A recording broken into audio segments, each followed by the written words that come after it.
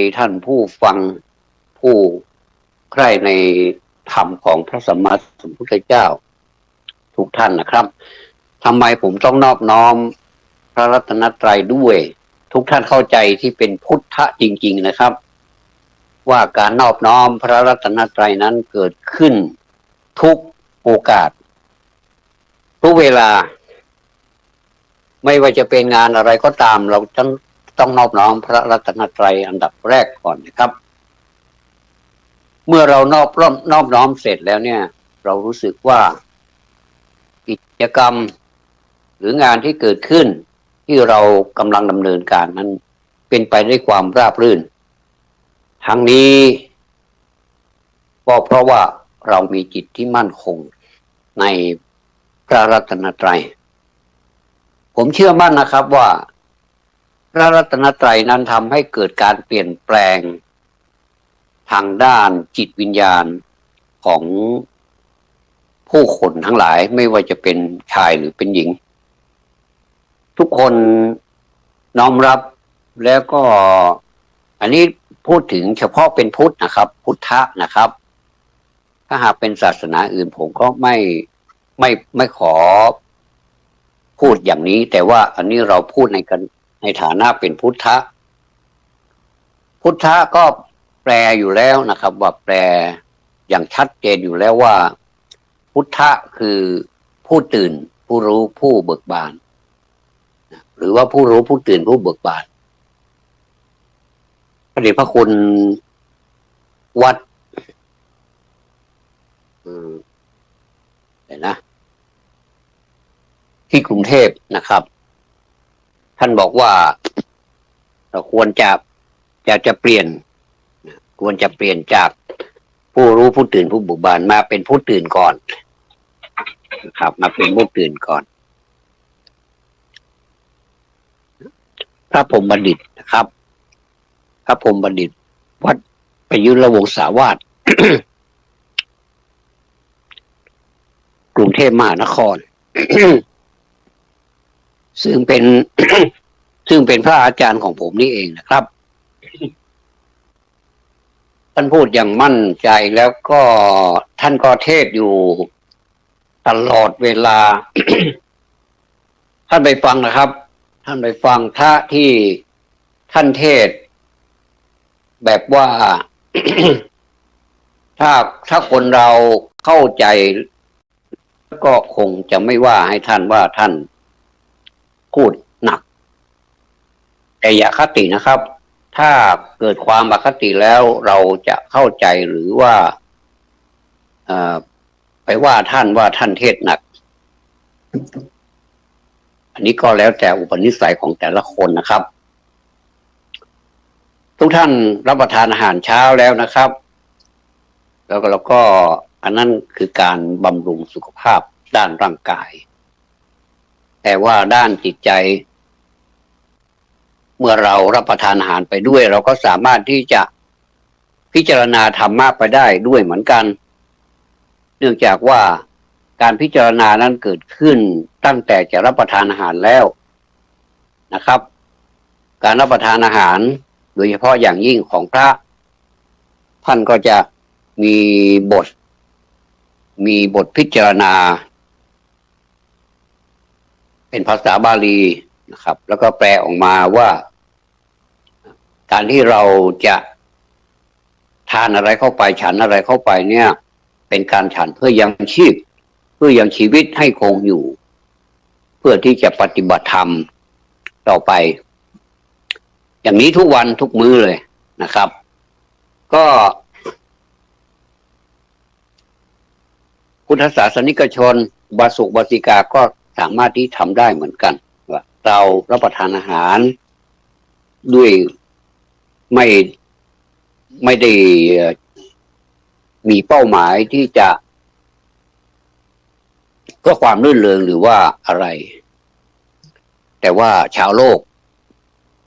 ถ้าจะพูดไปแล้วก็ปฏิบัติตรงกันข้ามกับพระหมดเลยแล้วก็จิตใจก็ยังเป็นพุทธอยู่อันนี้ก็ยังบอกเข้าใจค่อยสิบอกเข้าใจเลยว่าทำไมเป็นอย่างนี้แต่ อย่างไรก็ตามนะครับเราก็ค่อยๆพิจารณากันไปปฏิบัติกันไปศึกษากันไปเกี่ยวกับ ศาสนาเรื่องของศาสนาเป็นเรื่องที่ละเอียดอ่อนแต่เราก็ไม่ควรที่จะละทิ้งไม่ควรจะเข้าใจผิดคิดว่าศาสนาสอนอย่างนี้นะครับ ถ้าหากว่าศาสนาสอนไม่ให้ดีไม่มีปรากฏว่าศาสนาสอนให้เป็นคนดีอย่างนี้ผมว่าคนไม่ต้องไปเรียนศาสนาก็ได้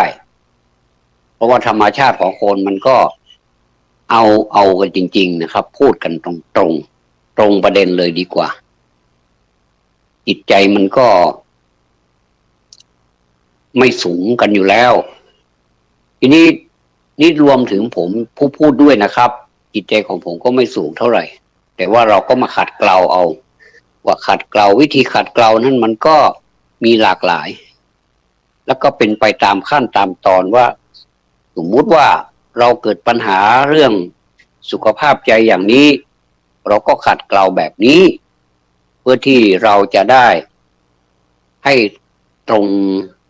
งปัญหาตรงประเด็นแก้ไขถูกจุด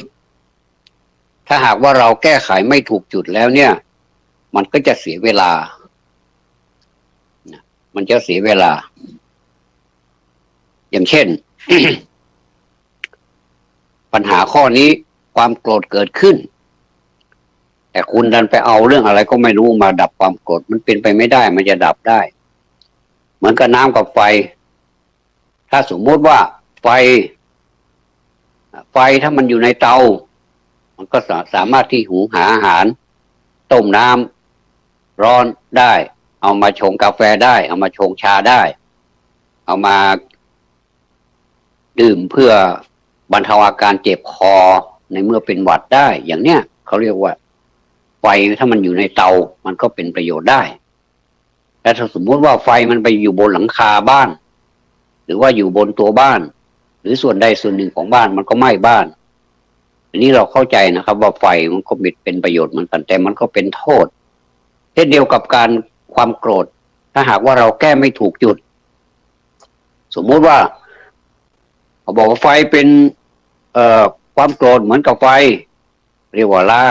ราคะคิโทสักขินะครับโทสักขิคือความโกรธคือไฟเนี่ยเจอไฟที่ไหนก็ดับหมดอย่างเนี้ยก็ไม่ถูกไฟกำลังอยู่ในเตาแต่ว่า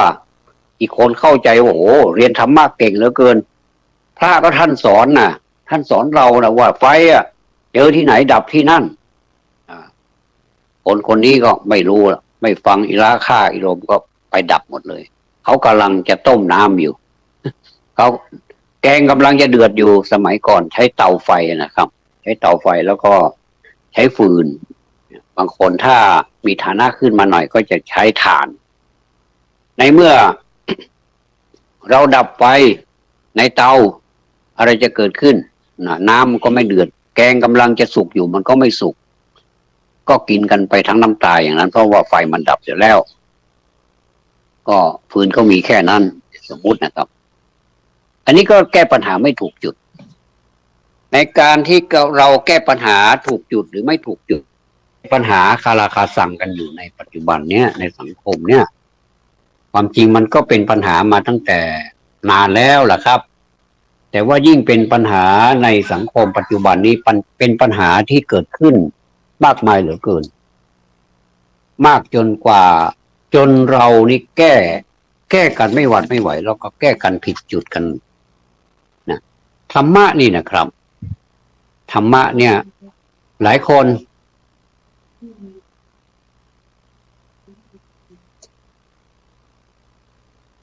ธรรมะเนี่ยหลายคนเข้าใจว่าเราเรียนไปแล้วเนี่ยเหมือนกับว่าเราเหมือนกับคำโบราณมีคำหนึ่งบอกว่าแกว่งเท้าหาเสี้ยนหรือว่าแกว่งเท้าหาหนามอันนี้มันเป็นคำโบราณที่ความเข้าใจก็ไปอีกอย่างหนึ่ง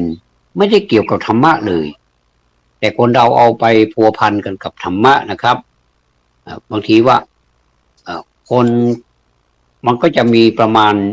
อยู่เยอะเหมือนกันนะครับว่าคนไหนที่ไปเรียนธรรมะแล้วก็พอทราบแล้วพอรู้ดีแล้วก็เอาไปว่าให้คนอื่นเขากล่าวว่าไปว่าให้คนอื่นแต่ว่าความจริงไปเทศคุณจะฟังหรือไม่ฟังมันเป็นเรื่องของคุณผู้เทศก็เทศไปท่านก็มีเจตนารมณ์ดีมีเจตนาดีที่จะบอกให้รู้ว่าสิ่งนี้มันเป็นสิ่งผิดนะสิ่งนี้มันเป็นสิ่งถูกนะอย่างเนี้ยและไปเข้าใจว่าถ้าอย่างนี้แสดงว่าแกว่งเท้าหาเสี้ยนหรือว่าแกว่งเท้าหาหนังเสียแล้วแต่ผู้เทศเขาก็ไม่ยั่นนะยิ่งว่าอย่างนี้เลือดขึ้นหน้าเลยครับเขาก็ท่านก็จะเทศของท่านไปยิ่งหนักเข้าไปอีกทำไปทำมากลายเป็นวิวาทะเถียงกันไปเถียงกันมาระหว่างสองฝ่ายนี่ผมก็ไม่อยากจะเห็นลักษณะหรือว่าเหตุการณ์อย่างนี้เกิดขึ้นแต่ปัจจุบันนี้เราก็เห็นกันอยู่นะครับแม้แต่ไม่ได้เจตนาว่าตอบโต้หรือว่าท่านพูดแรงพูดด่าเราอย่างโน้นอย่างนี้ก็ตามแต่โดยพฤตินัยแล้วมันก็แสดงออกอย่างเช่นพระท่านกำลังจะทำหน้าที่ของพระท่านทำหน้าที่ของความเป็นภิกษุขึ้นบนธรรมาสน์นะครับขึ้นบนธรรมาสน์เทศเรียบร้อยแล้วเราก็ตั้งใจฟังกันท่านก็ดีใจนะครับที่คนฟังแล้วเงียบแต่ว่าในบางงานเราเจอบ่อยเหลือเกินจะมีคนกลุ่มหนึ่งเนี่ยนะครับเขาทำไมโคจรมาพบกันได้ก็ไม่รู้มันเป็นบุพเพสันนิวาสหรือว่าบุพเพอารวาสก็ไม่รู้นะมันก็จะอยู่คนกลุ่มหนึ่งเนี่ยสังเกตดูนะไม่ว่าจะมีเป็นงานอะไรนะเขาจะมานั่งรวมกันหมดเลยเหมือนกับเป็นแฝดแยกกันไม่ได้อย่างเนี้ยนะครับแล้วเขาก็จะตั้งประเด็นเลยคนหนึ่งกำลังตั้งใจฟังเขาก็จะไปสะกิดเรียบร้อยแล้วก็เดี๋ยวก็ในกลุ่มนั้นก็จะมีเสียงที่ว่าแข่งขันกับพระซึ่งพระกำลังจะเทศอยู่เนี่ยนะเราผู้ฟังก็กำลังจะดำเนินจิตของเราไปเดินไปตามทางที่ท่านแนะนำไปท่านจะแนะนำดีมากเลยเห็นไหมเวลาท่านเทศเนี่ยมีไหมที่ท่านจะไม่มีคำที่เตือนเราเนี่ยไม่มีเลยมีแต่เตือนบางทีก็เตือนหนักแล้วก็บางทีก็มีสาธกมีนิทานมีอะไรเกี่ยวกับการทำกรรมดีหรือไม่ดีเนี่ยให้เราได้ทราบแล้วเราก็สามารถที่จะเปลี่ยนแปลงพฤติกรรมของเราได้เนี่ยมันไม่ดีหรือถามจริงๆถามตรงๆตอบมาตรงๆนะว่ามันดีเราก็ทราบว่ามันดีมาพูดกันเนี่ย2-2เนี่ยมาเจอกันเลยเดียวเลยว่าถามคุณเนี่ยมันดีไหมคุณก็บอกว่าดีแต่ทำไมเวลาที่พระเทศแล้วทำไมคุณมันยังไงมาจับกลุ่มกูคุยกันอย่างเนี้ยจริงๆนะผมเป็นห่วงตัวของผู้ที่ทำแบบนี้จริงๆด้วยความปรารถนาดีจริงๆนะครับถ้าเราไหวตัวทันเราก็แยกไปซะในขณะที่ฟังเทศนะมันมีตั้งเยอะแยะที่นั่งนะแยกกันไปคนละจุดละจุดจะได้ไม่สะกิดถึงอยากจะสะกิดก็ไม่ได้ลุกมาเพื่อมาสะกิดแล้วก็ตั้งวงคุยกันแข่งพระอย่างเนี้ยแล้วก็ถ้าสมมุติว่าท่านเป็นพระแล้วพระเป็นท่านจะคิดยังไงท่านรู้สึกยังไงแต่พระก็ใจดีก็เทศไปใครจะคุยอะไรอย่างไรก็ก้มหน้าก้มตาเดี๋ยวมันก็เสร็จแล้วเดี๋ยวมันก็เอวังแล้วอย่างเนี้ยนะผมว่ามันจะเกิดประโยชน์อะไรสู้เราไปอยู่ข้างนอกดีกว่าผมคนหนึ่งละนะถ้าสมมุติว่าผมมีภาระมีหน้าที่อะไรสมมุติว่าโทรศัพท์มันดังขึ้นนะแล้วก็มันเป็นบุคคลที่เราควรรับอย่างยิ่งเนี่ยเป็นสื่อสารทางโทรศัพท์นี่เราสมควรที่จะ ไปขออนุญาตไปข้างนอกเลยไปคุยข้างนอกนะไม่กวนใครทั้งนั้นเลยนะครับผมไม่อยากจะให้บรรยากาศแบบนี้เกิดขึ้นแค่นั้นเองนะครับอันนี้เพราะฉะนั้นทราบแล้วเปลี่ยนด้วยนะครับธรรมะนี่ไม่ได้เอ่อไม่ได้ขอโทษนะไม่ใช่แกว่งตีนหาหนามนะไม่ใช่มันเป็นการยกตีนเนี่ยให้พ้นจากหนามต่างหากหนามมันเยอะแยะไปหมดเลยนะหนามแต่ละหนามเนี่ยนะคุณโดนเข้าไปแล้วแม้แต่ปลายหนามแค่นั้นเองคุณก็เจ็บปวดทรมานอยู่แล้วถ้าคุณโดนเข้าไปเต็มหนามเยอะแยะหมดนะดีไม่ดีก็ถึงกับเข่าสุดเลยนะครับดีไม่ดีก็จะตายเพราะหนามเพราะว่ามันเข้ากันไปเต็มเท้าเราเลยอย่างเงี้ย2 เท้านี่นะครับแล้วก็ในที่สุดเท้าของคุณก็อาจจะพิการก็ได้แต่ในที่สุดมันก็จะเป็นแผลลามเข้าไปถึงขาถึงคืออาจจะตัดแข้งตัดขาออกก็ได้คุณทนไหวหรือทั้งที่เป็นคนดีเดินเหินได้สบายอันนี้ผมก็เจตนาดีนะครับอย่าไปว่าผมพูดอย่างนั้นอย่างนี้ก็แล้วกันอันนี้ก็เป็นประเด็นหนึ่งที่ไม่ค่อยสบายใจในสังคมนี้ต่อไปผมจะเปลี่ยนเรื่องว่าในกรุงเทพมหานครเนี่ยเป็นเมืองหลวงของประเทศไทยใหญ่ที่สุดในประเทศว่างั้นเถอะใครๆก็ไปหลั่งไหลกันไปทำงานกันทำงานกันคุณไปดูตัวอย่างคุณไปดูเหตุการณ์ต่างๆนะที่เป็นเทศกาลใหญ่ๆเช่นสงกรานต์อะไรที่มันเกิดขึ้นกับชาวพุทธหรือว่าไม่พุทธเนี่ยพอสงกรานต์นี้แล้วเราไม่มีศาสนามันจะปนกันหมดเลยก็คือใช้น้ำนั่นแหละเป็นสื่อที่จะลดกันผมก็ไม่เข้าใจว่าใช้น้ำลดกันเพราะอะไรแต่พอจะเข้าใจว่านะครับว่าการใช้น้ำลดกันนั้นมันเป็นการแก้ร้อนและอีกอย่างหนึ่งมันแฝงซึ่งการขอโทษขออภัยกันในเมื่อเราร้อนใส่กันเนี่ยปากก็ร้อนกายก็ร้อนใจก็ร้อนกระทบกันเป็นปีเลยแล้วมี2-3 วันแค่นั้นเองนะ2-3 วันถ้าเป็นประเพณีจริงๆเขาจะมีแค่วันเดียวแค่นั้นเองแล้วเขาก็จบกันไปเลยแต่ล้านนาของเรานี่พอปีใหม่ปุ๊บสงกรานต์ปุ๊บก็จะเล่นก่อนเพื่อนยังไม่ถึงวันเลยก็เล่นซะแล้วก็เลิกหลังเพื่อนเหมือนกับกระทงเหมือนกันเดือนยี่นี่นะครับยังไม่ถึงวันเดือนเพ็ญเดือน12เลยก็เล่นซะแล้วเล่นบางทีเล่นก่อนเป็นอาทิตย์เลยเป็นสัปดาห์เลยแล้วก็พอ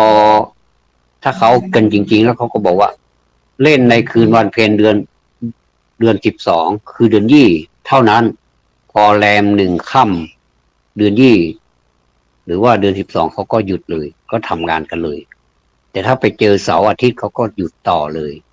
หยุดแต่ไม่มีการเล่นแต่ภาคเหนือของเรานี่ล้านนาของเรานี่โอ้โหถ้าเล่นก็เล่นก่อนเพื่อนอันนี้พูดกันตามตรงตามเนื้อผ้านะครับเล่นก็เล่นก่อนเพื่อน แล้วก็เสร็จหลังเพื่อนอย่างเงี้ย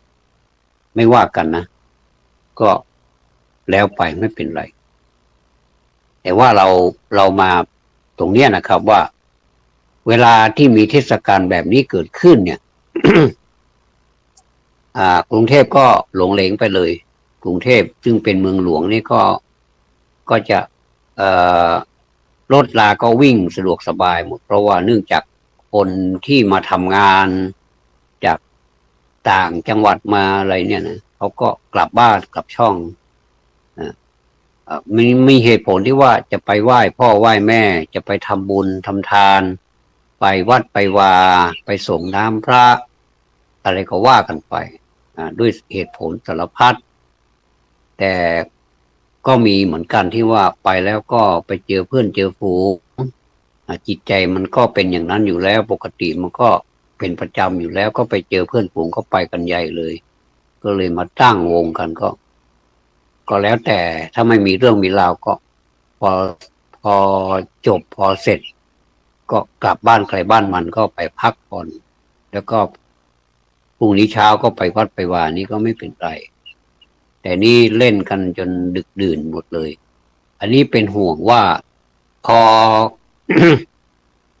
เพื่อนแท้ๆนะเพื่อนกันแท้ๆกินอยู่ด้วยกันเป็นเพื่อนทุกข์เพื่อนสุขด้วยกันแท้ๆพอเมาขึ้นมาแล้วไม่รู้สติละไม่มีสติละก็ถึงกับเอาชีวิตกันก็มีครับเราก็ได้ยินข่าวบ่อยๆแต่ไม่อยากจะไปไม่อยากจะเห็นบรรยากาศแบบนี้นะครับถึงแม้ว่ามันจะเป็นเขาก็ทำกันเป็นปกติอยู่แล้วไม่ต้องไปอาศัยเทศกาลอะไรมันก็เกิดขึ้นทีนี้มันมาเกิดในวันเทศกาลก็เนื่องกันเกี่ยวเนื่องกันเขาก็บอกว่าเป็นเพราะเทศกาลนั่นเอง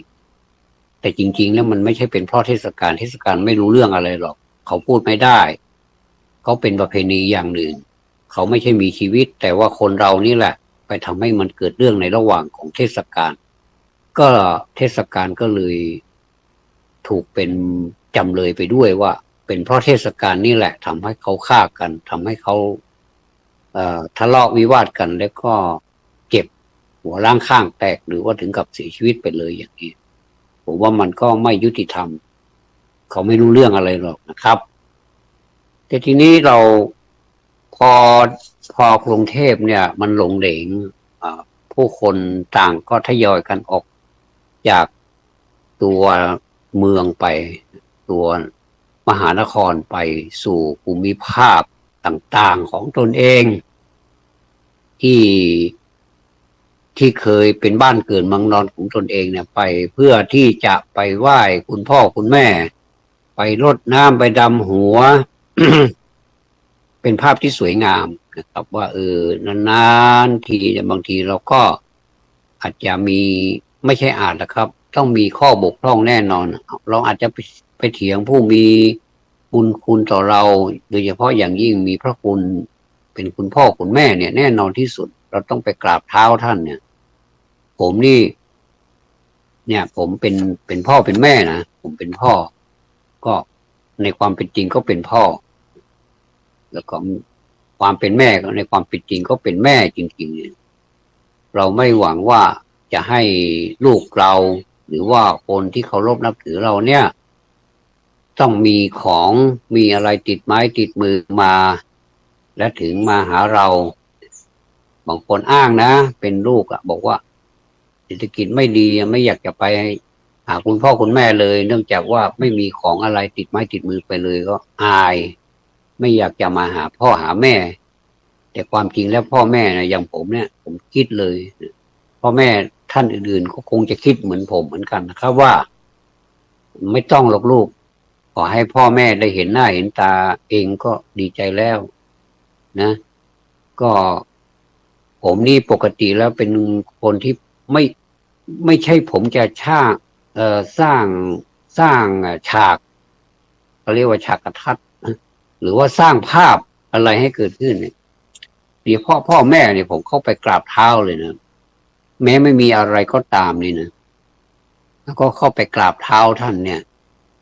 โอ้แล้วก็ลูบเท้าท่านยังไม่พอแล้วก็หาน้ำหาท่ามาหาน้ำอุ่นๆมาเอาเกลือใส่น้ำอุ่นจัดหน่อยนะคือค่อนข้างจะร้อนนะแต่ก็ไม่ใช่ร้อนจนเดือดนะปุดๆไม่ใช่ก็คือให้เกลือนี้ละลายเกลือเม็ดนะครับต้องเป็นเกลือเม็ดถึงจะดีละลายแล้วก็ขออนุญาตพ่อแม่เนี่ยเอาเท้าของท่านนี้จุ่มลงในน้ำแล้วเราก็ถูให้ท่านนะขอโทษนะครับขัดขี้ใครที่เท้าให้ท่านเนี่ยท่านดูแลเรามาเนี่ยโอ้ไปเทียบกับท่านเนี่ยกี่วันกี่เดือนเนี่ยกี่ปีเนี่ยกว่าเราจะโตขึ้นมาเนี่ยนะครับโอ้แทบเอ่อเลือดตากระเด็นเลยแต่ว่า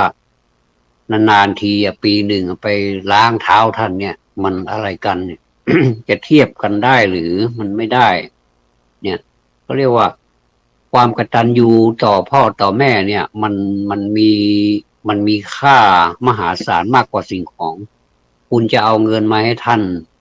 กองต่อหน้าต่อตาให้แบบว่านับจำนวนไม่ได้เลยเนี่ยเป็นหลายล้านเนี่ยหลายล้านเนี่ยนะแล้วเอาไปให้ท่านเนี่ยท่านจะดีใจเท่าคุณเป็นคนดีเนี่ยไม่มีหรอกนะถ้าท่านเป็นคนดีอ่าแม้ท่านจะมีความทุกข์มีความลำบากยากเข็ญแค่ไหนก็ตามการทำมาหากินฝืดเคืองเหลือเกินบางทีนะคนเราเนี่ย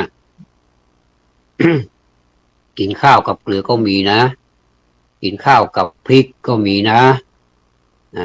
พริกเนี่ยสดเนี่ยพริกพริกสดเนี่ยแล้วก็กัดพริกคำหนึ่งเอาเกลือยัดเข้าไปในปากใส่เข้าไปในปากดีกว่านะเอาเกลือใส่เข้าไปในปากแล้วก็เอาข้าวเนี่ยนะใส่เข้าไปมันก็รู้สึกเผ็ดเค็มแล้วก็มันก็เคี้ยวกันไปบางทีเคี้ยวก็เคี้ยวทั้งน้ำตาด้วยรู้สึกเวทนาตัวเองว่าทำไมเกิดมาแล้วมันเป็นอย่างนี้ทำไมชะตาชีวิตมันถึงได้เป็นอย่างนี้นะแต่ผมไม่ได้คิดเลยผมก็กินเพื่อให้มันอิ่มเคยเหมือนกันนะครับเคยกินพริกสดเกลือเม็ดแล้วก็ข้าวกินให้มันอิ่มแค่นั้นเองพออิ่มแล้วจนกระทั่งบัดนี้ก็ยังเป็นคนอยู่ครับไม่เห็นมันตายเลยแล้วก็แข็งแกร่งด้วยจิตใจก็สำนึกด้วยว่าเราเคยทุกข์ยากลำบากมาเนี่ยเราไม่กลัวผมเคยพูดในงานศพของคุณแม่เนี่ยผมพูดประโยคหนึ่งว่าลูกๆเนี่ยถูกปลูกฝังมาเป็นผู้ที่ให้มีความเข้มแข็งตอนนี้คุณพ่อก็ไม่มีแล้วคุณแม่ก็ไม่มีแล้วแต่เราลูกๆเนี่ยเราเป็นหมูไม่กลัวน้ำร้อนคำนี้แหละทำให้คนเงียบฟังกันฟังด้วยความเงียบผมจะคิดเหมือนกันผมก็อยากจะให้ท่านคิดตามนะครับว่าเราเกิดมาเป็นคนเนี่ยไม่ต้องไปกลัวอะไรแล้วสิ่งที่กลัวสำหรับผมนะครับท่านจะกลัวก็ได้นะครับว่า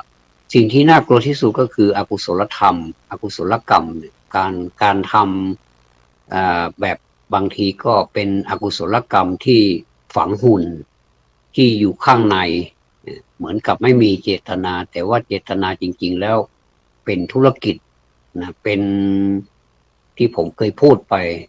นะผมพูดไปทางไลฟ์สดบ้างผมพูดว่าเราทำส่วนมากจะทำเพราะเป็นผลประโยชน์เป็นผลกำไรไม่ได้สร้างขึ้นมาเพื่ออนุเคราะห์สงเคราะห์อะไรทางนั้นเลยอันนี้ก็น่าเสียใจเหมือนกันนะครับว่าเ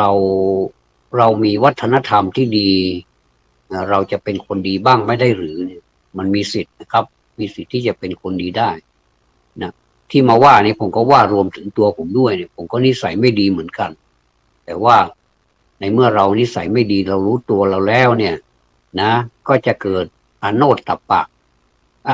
โอตตัปปะดีกว่าอโนตตัปปะคือความไม่กลัวไม่เกรงคือเป็นโอตตัปปะความเกรงกลัวเกรงกลัวในที่นี้หมายถึงเกรงกลัวต่อบาปนั่นเองนะครับไม่ได้กลัวผีไม่ได้กลัวสางไม่ได้กลัวอะไรไม่ได้กลัวยากจนอะไรหรอกแต่ว่ากลัวต่อบาปอกุศลที่มันเกิดขึ้นไม่ให้มันเกิดมันเป็นไปได้ที่ว่าคนเราเนี่ยมีความเร็วความดีปนกันไปหมดเลยนะอะไรที่มันขาวเราก็จะแยกไว้อันนี้ขาวอันนี้มันสกปรกมันดำเราก็จะทำยังไงกับมันถ้าเป็นผ้าเราจะนำไปซักหรือว่าเราจะไม่ใส่มันแล้วเอาไปซักแล้วก็เอามาทำเป็นผ้าเช็ดมือได้เลยก็มีเสื้อผ้าที่เอามาเป็นผ้าเช็ดมือโอ้ดีออกครับบางทีดีกว่าผ้าที่เราซื้อมาเป็นผ้าเช็ดมือโดยตรงด้วยซ้ำเพราะมันซับกับน้ำบางทีผ้าเนี่ยนะเราเอามาซักเราเอามาแขวนไว้เราก็เอาไว้เช็ดมือเอาไว้ทำอย่างอื่นก็ยังได้ไม่ใช่นีละคุณต่อเสื้อต่อผ้านะแต่ว่าขออนุญาตพอเราใส่ไม่ได้แล้วมันขาดกระลุ่งกระลิ่งแล้วเนี่ยเราก็เอามาซักแทนที่เราจะเอาไปทิ้งหรือว่าไปเผาทิ้งเนี่ยเราก็เอามาซักจิตใจของคนเราก็เหมือนกันนะครับเราก็เอามาซักใหม่ให้มันสะอาดได้เหมือนกันไม่ใช่ว่าคุณจะไปยอมจำนนต่อมันได้ยังไงในเมื่อเราเป็นพุทธ เราจะไปยอมจำนนต่อสิ่งเล็กๆน้อยๆอย่างนี้มันก็เสียท่าหมดเลยผมว่านะ เสียท่าหมดเลยอย่าไปยอมนะในขณะเดียวกันเราก็ในขณะที่เราไม่ยอมเนี่ยเราก็ต้องศึกษาให้มันดีด้วย แล้วก็พอสมควรต่อการงานของจิตเนี่ยว่าจิตเราทำได้แค่ไหนอย่างไรไม่ใช่ว่าโอ้โหอันเนี้ยมันเป็นสิ่งที่ดีแล้วก็ไปหามรุ่งหามค่ำกลายเป็นอัตตกิลมัฏฐานุโยคสนิก็คือปฏิบัติจนจนขาดไปเลยอย่างเนี้ยนะจนแบบสติแตกไปเลยเนี่ยนะท่านเคยเห็นคนสติแตกไหมเนี่ยก็เป็นคนดีมีการศึกษามีอะไรมีฐานะมีการศึกษานี่มีวัยก็ยังหนุ่มแน่นอยู่เนี่ยกลายเป็นคนสติแตกกลายเป็นคนบ้าไปซะอย่างนี้ก็มีนะผมเคยมีคนที่เราเคยอุปการะเขาอะนะถึงเวลามาเขาก็มาขอตังค์เราแล้วเนี่ยไอเราไม่ให้นี่เราก็สงสารนะเนี่ยแต่เราก็มีกุศโลบายในการที่จะให้ตังค์เขาเราก็ไม่ให้ตังค์เราให้สิ่งของแทนเช่นให้ข้าวให้น้ำให้ขนมให้นมให้อะไรเขาไปบอกว่าอันนี้เป็นบำรุงร่างกายนะเรารู้แล้วล่ะว่าเขาได้ตังค์ไปนี่ก็จะไปซื้อยาเสพติดซื้อยาเสพติดมาเสพมันก็ไม่มีประโยชน์อะไรก็เหมือนกับเรานี่เป็นผู้สนับสนุนให้เขาติดยาเสพติดมากขึ้นแต่ตอนนี้เขาตายไปแล้วนะแล้วผมก็การทำดีนี่บางทีถ้าดีไม่ถูกจุดมันก็ไม่ดีนะท่านเราจะไปคิดว่าอันเนี้ยมันเป็นการทำดีเนี่ยบางทีประเพณีเนี่ยมันทำให้เราหลงเหมือนกันนะว่ามันเป็นสิ่งที่ดีแล้วก็เราก็ถามเขาต่อไปอีกว่ามันดียังไงเขาบอกว่าคนเมื่อก่อนนี้ก็สร้างไว้ให้เราอย่าไปถามมากเลยมันดีก็คือดีแค่นั้นเองมันไม่มีอะไรที่จะมาเป็นรายละเอียดเหมือนกับธรรมะเนี่ยนะท่านผู้รู้นักปราชญ์ทั้งหลายท่านกล่าวไว้แล้วท่านจะมีเหตุมีผลรองรับหมดเลยแล้วก็ไม่เข้าใจในวันนี้ท่านก็ฟังซ้ำๆเรียนซ้ำๆเดี๋ยวเข้าใจเองอย่างเนี้ยอันเนี้ยมันมีเหตุผลรองรับแล้วก็สามารถที่จะพูดกันได้นานแต่เรื่องของประเพณีนี้พูดกันไม่นานบอกว่าคนเมื่อก่อนเขาตั้งไว้ก็อย่าไปนั่นเขาเลยก็ปฏิบัติตามเขาไปก็แสดงว่าเราขาดปัญญาใช่หรือไม่ในเมื่อเรามีศรัทธาแล้วเนี่ยศรัทธาในความเชื่อเนี่ยโอ้เต็มเลยล่ะ ถ้าเต็ม10ให้9 ครึ่งหรือว่าให้เต็มไปเลยให้เต็มไปเลยก็ เรื่องตัวประเพณีเนี่ยนะครับมันก็มีดีอยู่ในตัวของเขาเหมือนกันเขาเป็นกุศโลบายในการให้ทำให้คนเนี่ยไปทำความดีแต่อย่าไปยึดถือประเพณีว่าเป็นชีวิตจิตใจว่าประเพณีคือธรรมะมันก็ไม่ใช่อีกนะบางทีประเพณีมันก็แฝงธรรมะธรรมะมันก็แฝงประเพณีเนี่ยแต่ธรรมะนี่มันเป็นส่วนใหญ่แล้วมันจะเป็นล้วนๆนะถ้าเป็นของนี่ก็เป็นของที่ประเสริฐสะอาดบริสุทธิ์สดใสไม่มีอะไรเจือปนหรอกแต่ว่าถ้าประเพณีเนี่ยมันมีลีลามันมีเขาเรียกว่ามีลีลามีอะไรแฝงอยู่ในประเพณีนั้นด้วยมาทั้งดีแล้วก็ไม่ดีเพราะฉะนั้นการถือประเพณีมากๆก็ถามว่ามันดีไหมมันก็ดีแต่ว่าถ้าเราถือมากๆจนแบบว่าเราคลั่งประเพณีไปเลยอย่างเนี้ยก็ถือว่าเราเป็นพุทธที่ไม่สมบูรณ์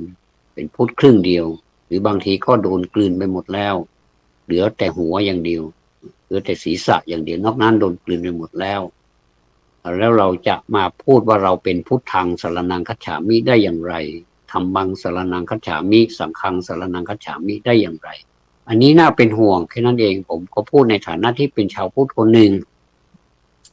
ที่มีสิทธิ์พูดได้เหมือนกับคนอื่นมีสิทธิ์อย่างไรผมก็มีสิทธิ์อย่างนั้นก็ขออนุญาตใช้สิทธิ์นี้พูดในนามของพุทธะนะครับอันนี้พูดถึงกรุงเทพนะครับตอนนี้เราออกนอกจังหวัดไปเยอะละแล้วก็เราก็กลับมากรุงเทพอีกนะตอนนี้คนก็จะกลับกรุงเทพแล้วใช่ไหมสมมุติว่ามีเทศกาลสงกรานต์ก็กลับกันหมดแล้วเข้าฐานละสู่ฐานใครฐานมันฐ ำงานอะไรก็ทำกันไปทำหนักบ้างอ่ามันก็หนักเหมือนกันหมดครับบางคนทำงานออฟฟิศก็หนักหนักเหมือนกันนะใช้สติใช้เขาเรียกว่าใช้หูคิดความคิดต่างๆเนี่ยบางทีก็เพลียกว่าคนที่ทำงานที่เหงื่อออกด้วยซ้ำทำงานแบกหามนี่มันก็ใช้กำลังเยอะครับเวลาเอ่อทำงานได้ตังค์เหมือนกันแต่ว่าการได้ตังค์นั้นมันก็ต่างกันคนที่ทำงานออฟฟิศก็ได้ตังค์เยอะกว่าที่สูงขึ้นไปเป็นผู้บริหารก็ได้ตังค์เยอะๆขึ้นไปตามลำดับขั้นอย่างเนี้ยอันนี้ผมก็ไม่เข้าใจนะว่าเขาจะเอาความเหนื่อยหรือว่าตำแหน่งเป็นเป็นเกณฑ์ผมว่าน่าจะเป็นตำแหน่งเป็นเกณฑ์ถ้าตำแหน่งเยอะๆขึ้นไปก็ได้ตังค์เยอะตำแหน่งที่มันน้อยลงมามันก็ได้ตังค์ที่มันลดหลั่นกันลงไปจนถึงฐานรากก็จะได้น้อยอันนี้ก็อย่างไรแล้วก็ไปช่วยกันคิดก็แล้วกันว่าเราจะทำอย่างไรให้มันดีขึ้นกว่านี้ว่ายกระดับเขาให้เขาได้มีรายได้มากกว่าที่เป็นอยู่เนี่ยได้ไหมอันนี้ก็ผู้บริหารก็คิดกันอยู่นะผู้บริหารก็คิดกันอยู่คิดกันมาหลายสมัยแล้วว่าจะให้อ่ากรรมกรหรือว่าผู้ใช้แรงงานฐานรากเนี่ยให้มีการลืมหูลืมตาขึ้นแล้วก็ปรับฐานให้เขาได้มีรายได้มากกว่าที่เป็นอยู่เนี่ยอย่างไรก็มาในรูปของสวัสดิการต่างๆอันนี้เป็นรัฐสวัสดิการก็ยินดีก็ขอบคุณแทนประชาชนแต่ว่าเรายังอาศัยแบบเนี้ยก็เหมือนกับว่าเราก็ยังไม่ยั่งยืนนะยังไม่ยั่งยืนอ่ะทำไมพูดไปถึงโน่นแล้วนะกลับมานี่ที่จะพูดเป็นประเด็นจริงๆก็คือผมไม่ทราบว่าในกรุงเทพเนี่ยในเมืองหลวงของเราเนี่ยเขามีพิธีการททำศพหรือว่าการปลงศพหรือว่าเผาศพนี่อย่างไรพิธีกรรมเนี่ยเขาทำอย่างไรแต่เท่าที่ทราบนะครับว่าในกรุงเทพจริงๆเนี่ยเมืองหลวงเนี่ยถ้าใครไปตายในกรุงเทพนะพูดถึงตรงๆเลยนะถ้าไปตายในกรุงเทพก็ส่วนมากเราจะเอาไปทำบุญหรือว่าไปบำเพ็ญกุศลที่วัดแล้วก็เป็นยังไงต่อไปเท่าที่เห็นเขาก็จะพูดกับเจ้าภาพว่าจะตั้งกี่วันจะให้ทำอะไรบ้างตกลงกันก่อนแล้วก็จะมีการให้ให้ชาปนกรหรือว่าผู้ที่จัดการกับศพในวัดนั้นๆเนี่ยว่าจะเหมาเท่าไหร่เป็นเงินเท่าไหร่เท่านี้นะเรียบร้อยแล้วเขาก็จะจัดการตามสัญญาณว่าให้ทำอะไรบ้างแล้วก็เป็นอันเหมากันไปก็อยู่ในนั้นหมดเลยไม่ว่าจะเป็นการทำบุญไม่ว่าจะเป็นการเผาอะไรก็อยู่ในนั้นหมดเลยอันนี้เขาเรียกว่ากรุงเทพแต่ถ้าที่บ้านเท่าที่ผมทราบถ้าเอาศพไปบ้านมันก็ดีหน่อยญาติพี่น้องเข้ามาก็สะดวกหน่อยเพราะว่าไม่ใช่งานเหมามันเป็นงานที่เจ้าบ้านจะต้องจัดการอยู่แล้วนะก็แต่ว่าที่แปลกๆมันก็คือกรุงเทพนี่ไม่เหมือนกับต่างจังหวัดก็ตรงนี้แหละครับ ที่ว่าถ้าเจ้าภาพไม่ออกบัตรเชิญ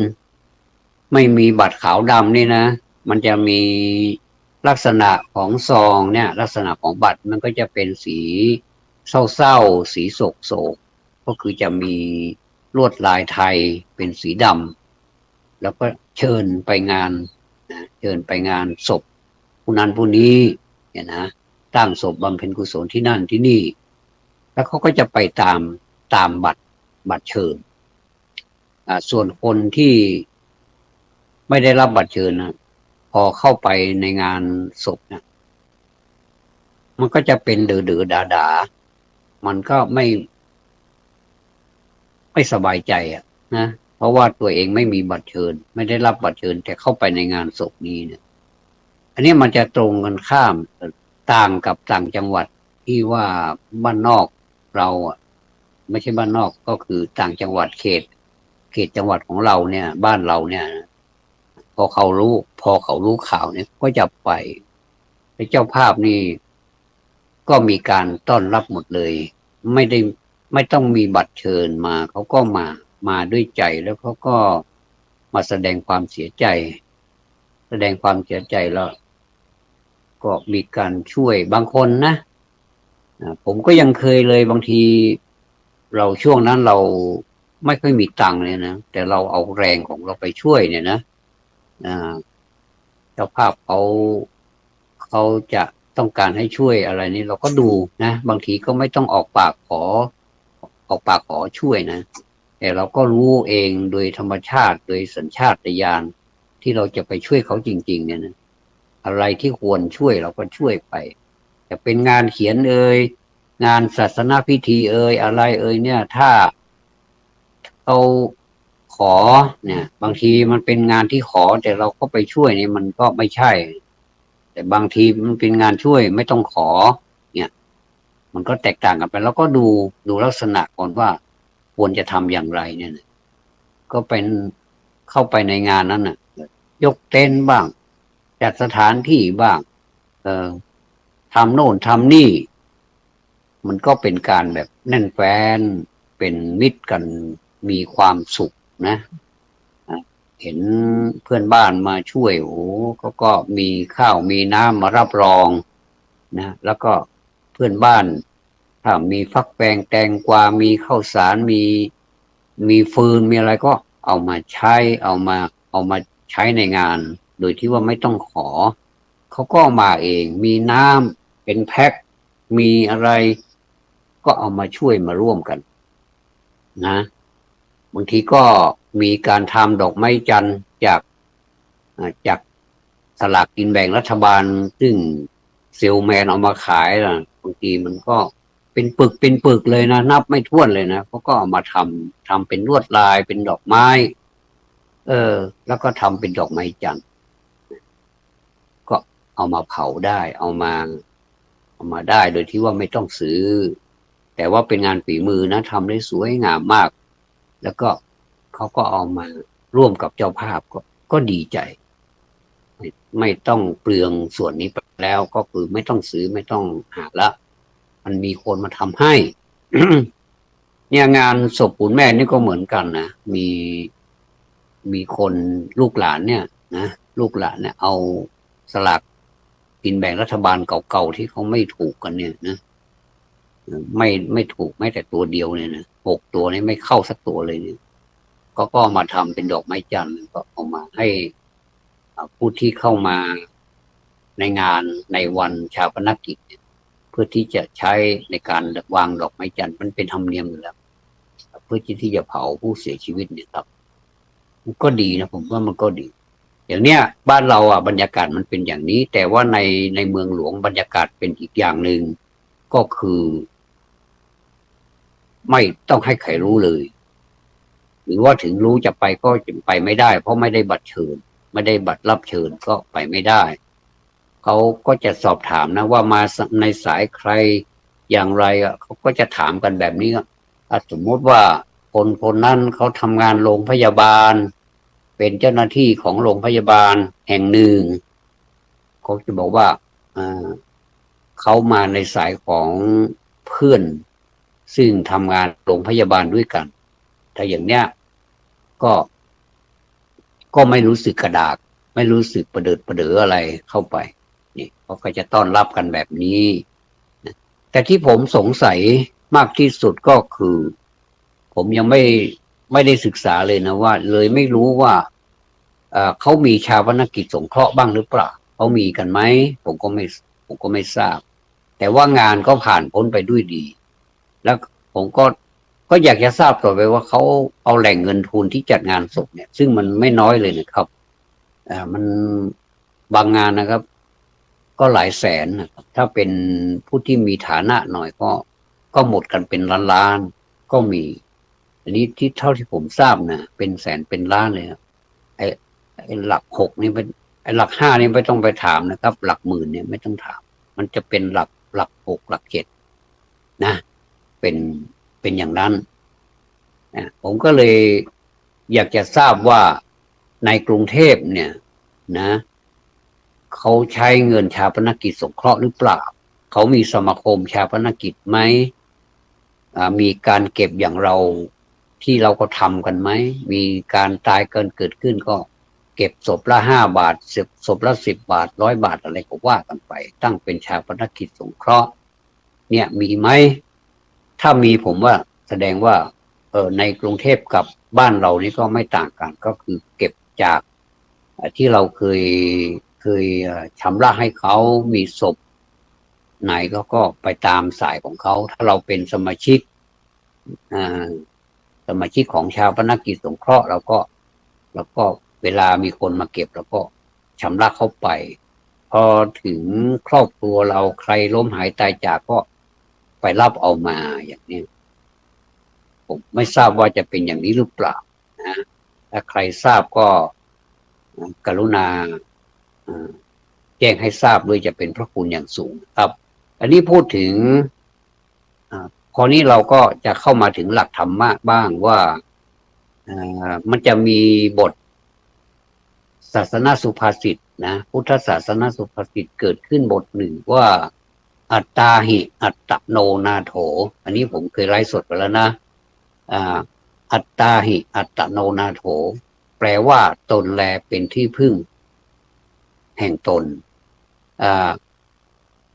คำว่าที่พึ่งนี่หมายถึงที่พึ่งทุกชนิดแหละครับไม่ว่าจะเป็นเงินเป็นทองไม่ว่าจะเป็นสติปัญญาไม่ว่าจะเป็นความเป็นอยู่สารพัดเลยเราจะต้องพึ่งตนเองได้แล้วก็ถ้าเราเข้าถึงบทศาสนสุภาษิตบทนี้ได้เต็มนะผมว่าอะไรมันก็จะสมูทไปหมดก็คือเราสามารถที่จะเตรียมรอรับเหตุการณ์ที่เกิดข้างหน้าโดยไม่คาดฝันได้ทุกกรณีเลยครับโดยที่ว่าเราจะทำอย่างไรให้รายได้กับรายจ่ายเนี่ยมันไปกันได้นะผมว่าทุกคนมีงานทำให้มันแล้วแต่ประเภทงานว่าใครจะได้ค่าตอบแทนมากมันไม่สำคัญหรอกว่าครับว่ามันใครจะได้มากใครจะได้น้อยขนาดก็มีค่าตอบแทนตั้งเยอะแยะนะแต่ทำไมชีวิตมันยังจนอยู่เนี่ยผมว่ามันไม่ใช่แล้วแสดงว่ามันไปสะดุดอยู่ที่ใดที่หนึ่งที่มันเป็นแบบว่ามันไม่สมดุลกันนะรายรับมาเท่านี้สมมุติรายรับ50,000แต่เอามาจ่าย65,000เนี่ยครับผมว่ามันจะไปไหวได้ยังไงแล้วติดลบอีก15,000เนี่ยเป็นประจำทุกเดือนเนี่ยมันจะไหวหรือนะเนี่ยคนมันก็ไม่ได้เอาเงินที่ได้รับเนี่ยเป็นเกณฑ์ไม่ใช่บางคนที่ได้รับยังไม่ถึง10,000ด้วยซ้ำนะแต่เขาอยู่ได้เขาก็เก็บของเขาได้เก็บไว้เป็นส่วนอันนี้ก็เข้าหลักของศาสนาอีกนะครับว่าจัดกันเป็นสัตว์เป็นส่วนให้อย่างนี้คือเก็บไว้อย่างนี้อันนี้คืออันนี้เป็นอย่างก็คือจัดระเบียบให้กับครอบครัวตนเองไม่ให้ไปแบบว่ากระทบกันว่าอันนี้เก็บไว้เพื่อการรักษาพยาบาลเกิดเป็นไม่สบายไปข้างหน้าเราจะไปหาหมอล่ะเราจะไปรักษาเราจะทำยังไงนะถ้าไม่มีเงินก้อนนี้เราก็จะแย่อันนี้เก็บไว้เป็นทุนการศึกษาลูกนะอันนี้เก็บไม่ได้มันก็ต้องจ่ายไปตลอดนะเดี๋ยวค่าเทอมเดี๋ยวค่าสมุดดินสอเดี๋ยวค่าโน่นค่านี่กิจกรรมสารพัดเลยยิ่งเรียนสูงเท่าไหร่ก็ยิ่งจ่ายมากเท่านั้นเนี่ยอันนี้ก็ส่วนหนึ่งแล้วก็กินเป็นประจำทุกวันละทำไงก็ต้องเก็บไว้เป็นส่วนหนึ่งก็เป็นส่วนถ้ามีบุพการีชนท่านเป็นคุณพ่อคุณแม่เราเป็นปู่เป็นย่าอะไรก็แล้วแต่เนี่ยนะเราก็ต้องอุปถากท่านตามสมควรแก่แปลงของเราเนี่ยนะ อย่างน้อยที่สุดเนี่ยถึงแม้ว่าไม่มีเงินมีทองไปหรือว่าสิ่งของทรัพย์สินของอะไรมอบให้ท่านเนี่ยก็ไม่จำเป็นมากขอให้เป็นคนดีเป็นคนที่อยู่ในเป็นพลเมืองดีอะนะไม่ทำให้ท่านเดือดร้อนไม่ไปทำอะไรให้ท่านปวดใจหรือว่าทำให้ท่านหดหู่ใจทุกข์ใจอย่างเนี้ยถ้าเว้นสิ่งเหล่านี้ได้นะไม่จำเป็นจะต้องหอบเงินไปให้ท่านก็ได้ผมคนหนึ่งละมีลูกมีเต้าอ่ะไม่ต้องมีใครหอบเงินมาให้ผมก็ได้ผมมีแข้งมีขาผมมีมือมีเท้าขอโทษนะครับผมก็ทำงานของผมได้มีที่ดินผมก็ปลูกผักกินได้โดยไร้สารพิษไร้สารเคมีผมก็ทำได้ถ้ามีแรง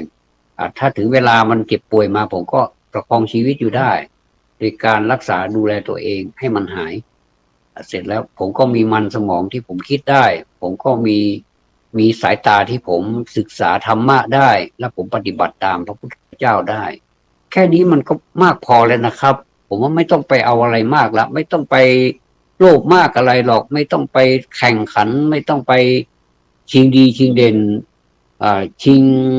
ไหวพริบปฏิภาณเรื่องผลประโยชน์ใครจะได้น้อยได้มากไม่ต้องแล้วนะครับไม่ต้องไปแข่งขันกันทำอะไรที่มันยิ่งใหญ่คนนี้มันยิ่งใหญ่ราคาจะต้องยิ่งใหญ่กว่านะเขาอย่างเนี้ยมันเป็นไม่จบอะครับมันไม่จบเลยเพราะฉะนั้นเนี่ยนะครับอันนี้ผมพูดตามเนื้อผ้าว่าที่ผมพูดมาเนี่ยว่าอันดับแรกผมว่าธรรมะเนี่ยคือลักษณะโยกเท้าให้พ้นหนามนะครับ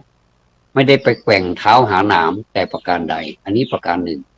ประการที่สองผมสงสัยว่าในกรุงเทพมหานครเนี่ยเขามีชาปนกิจสงเคราะห์ไหมถ้ามีผมขอผู้รู้มาอธิบายผมหน่อยเดี๋ยวผมจะไปดูใน Google อีกว่ามีไหมถ้าไม่มีขอ